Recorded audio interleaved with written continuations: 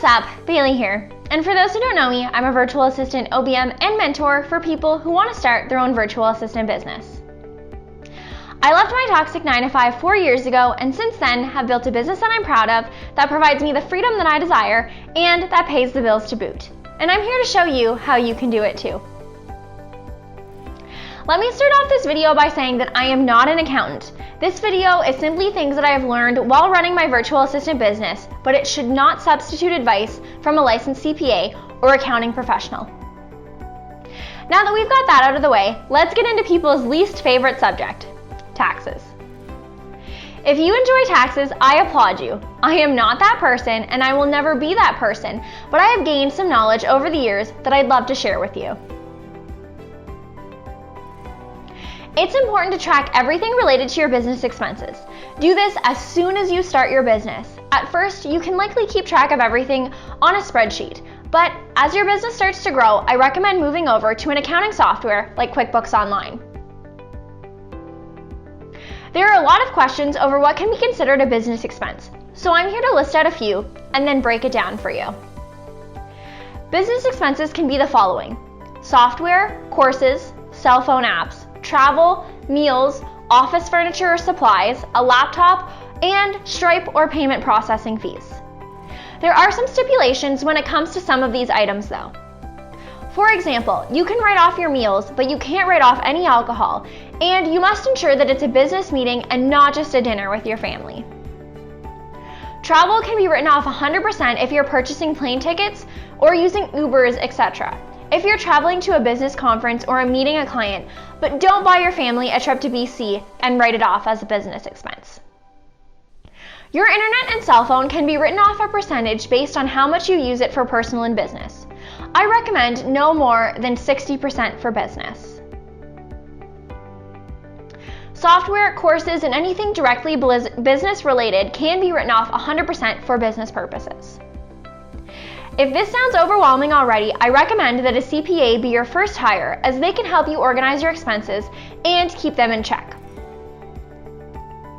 Because you're self-employed, you are 100% responsible for your own taxes, and you should be putting at least 30% of your income away for taxes. When you reach $30,000 in income in a calendar year, you will be required to register for HST/GST. You don't have to do this until you reach the $30,000. While you can do it before, why pay more taxes before you have to? As a note, if you have both Canadian and American clients, the $30,000 counts towards both currencies. You'll have to convert your US to Canadian to determine when you hit the threshold. After you register for HST/GST, you will then have to start charging and paying for it as well. When you're charging a Canadian client taxes, you charge them their tax rate, not yours. For example, if you're in Ontario but you're working with a client in Alberta, you would charge them 5% GST as opposed to the 13% HST in Ontario. The same goes for someone in British Columbia. If you're working with a client in Ontario, you would charge them 13% HST as opposed to the 5% GST that your province has. You can choose to pay your HST quarterly or yearly, and you can select this when you file your taxes. I recommend paying it quarterly so that you're not sitting with all this money for a year, and to make sure that you're setting aside enough for the tax payments. Just wanted to take a second to pop in and ask you to hit the like button for the YouTube algorithm. If you're enjoying this video, please hit that like button. I'd really appreciate it. When you start your business, you should open separate business accounts to keep everything apart from your personal accounts, even if you are a sole proprietor. This helps not only for taxes and accounting, but if you were to ever get audited and you had e-transfers in your account from a friend, an auditor could say that they're from a client that you didn't claim. And while it doesn't happen often, it is a possibility.